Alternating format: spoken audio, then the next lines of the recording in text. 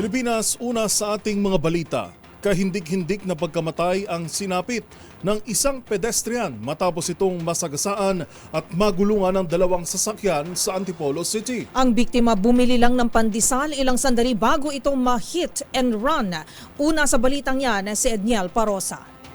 Patay ang isang lalaking tumatawid sa kalsada makaraang masagasaan ng isang SUV at magulungan pa ng kasalubong na truck sa Antipolo Teresa Road sa Antipolo City. Kita sa CCTV ang pagbulagta ng biktima makaraang ma-hit and run ng isang puting Innova bago siya magulungan ng sumunod na trailer truck sa kabilang lane. Dead on the spot ang 25 anyos na biktimang residente ng Sitio Sumilang sa Barangay San Jose at bumili lamang ng pandesal na mangyaring aksidente. Agad namang sumuko ang driver ng truck na nagdahilang hindi niya nakita ang nasagasaan habang patuloy pang tinutugis ang sangkot na Innova. Sa panayam ng DZRH News, sinabi ni Antipolo City Police Chief Police Lieutenant Colonel Ryan Manongdo na tuloy ang kanilang backtracking ngayong araw na ito upang mahagip ang plaka ng wanted na sasakyan.